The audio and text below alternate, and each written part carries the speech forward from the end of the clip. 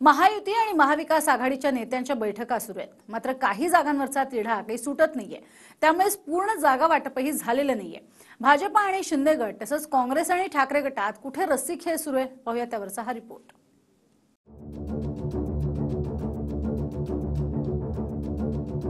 वर्षावर रात्री मुख्यमंत्री शिंदे, फडणवीस आणि अजित पवारांमध्ये बैठक झाली. अंतिम तोडगा काढण्यासाठी जवळपास 2 तास मुख्यमंत्री आणि दोन्ही उपमुख्यमंत्री बसले. पण 5 जागांवरील तोडगा काही निघालेला नाही. तर 2 जागांवर अंतर्गत संघर्ष आहे. अमरावती, वाशिम, यवतमाळ, रामटेक, सातारा, छत्रपती संभाजीनगर या 5 जागांवरचा तिढा अजूनही सुटलेला नाही.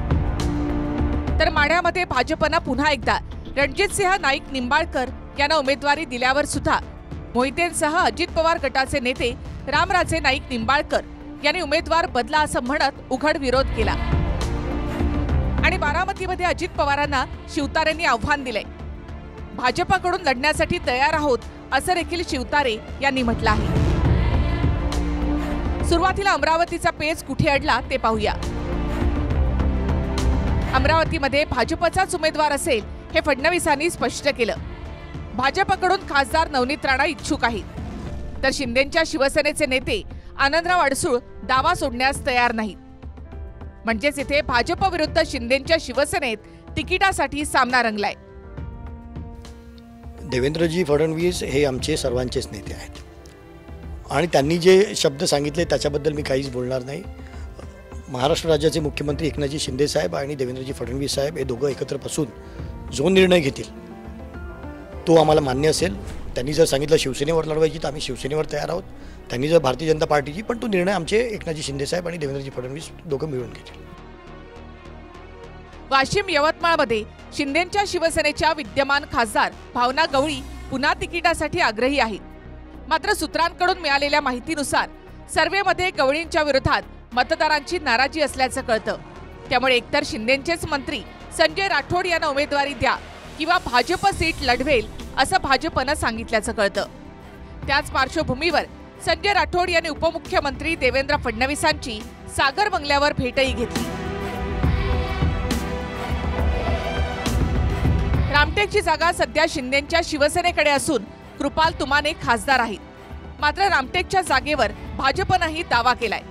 रामटेकमधून काँग्रेसच्या राजू पारवेंना तिकीट देण्याची रणनीती भाजपची आहे. त्यासाठी पारवे फडणवीसांनाही भेटले. मात्र पारवेंना धनुष्यबाणावर लढण्यासाठी शिंदेची शिवसेना सुद्धा आग्रही आहे.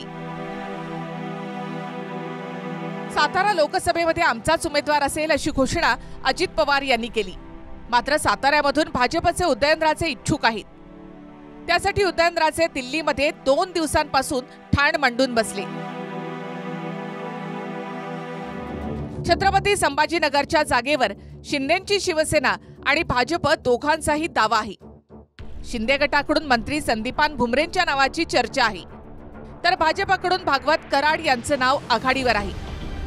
काही दिवसांपूर्वी केंद्रीय गृहमंत्री अमित शहानी संभाजीनगरमधून दिल्लीमध्ये मोदींसाठी कमळ जाणार असं सांगून भाजपचाच उमेदवार इथे असेल असे संकेत दिले होते. और मैं संभाजीनगर तो मांग कर आया हूं भाई. संभाजीनगर मांग कर आया हूं. पूरे देश में संभाजीनगर का जाम नाम पूछते हैं और कोई पूछता है वहां से एमपी किस पार्टी का है तो कहते हैं मजलिस का है. क्या आप लोग आज यहां से तय कर जाएंगे कि ये मजलिस को उखाड़ कर फेंकेंगे और मोदी जी को एक कमल यहां से भेजेंगे? आप तय करते हैं? जोर से बोलिए, तय करते हैं? मोदी जी को 400 पार कराओगे? तीसरी बार प्रधानमंत्री बनाओगे? महाविकास आघाडीचा विचार केला तर सांगली, भिवंडी आणि दक्षिण मध्य मुंबई मधला तिढा सुटलेला नाही. सांगली लोकसभा मतदारसंघावरून काँग्रेस ठाकरे गट आमने सामने आले. सांगलीमध्ये उद्धव ठाकरेंनी प्रचार सभेमध्येच चंद्रहार पाटील यांची उमेदवारी जाहीर केली. मात्र ही जागा आमचीच असून आणि बैठकीमध्ये अंतिम तोडगा निघालेला नसताना उद्धव ठाकरेंनी उमेदवारी जाहीर केली कशी असं वागणं प्रॉब्लेमॅटिक असल्याचं काँग्रेसचे प्रदेशाध्यक्ष नाना पटोले यांनी म्हटले.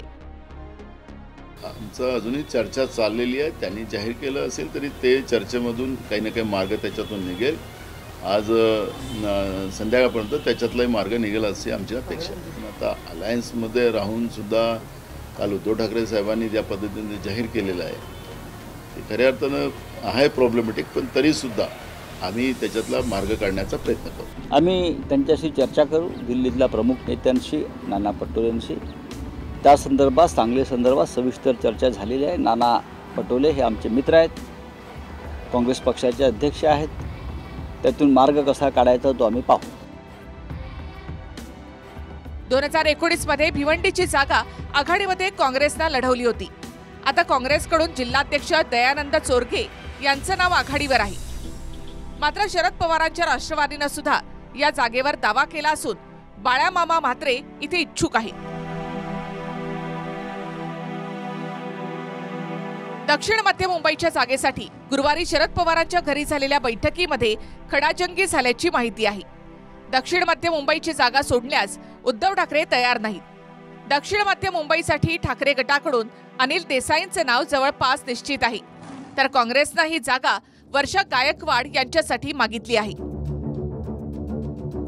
पहिल्या टप्प्यातील मतदानासाठी उमेदवारी अर्ज भरण्यास सुरुवातही झाली.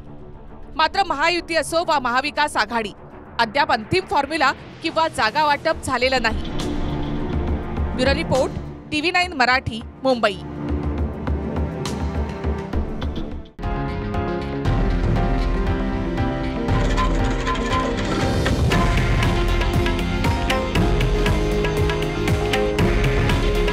हे आहे देशातील नंबर 1 न्यूज नेटवर्क आणि आपण पाहत आहात TV9 मराठी.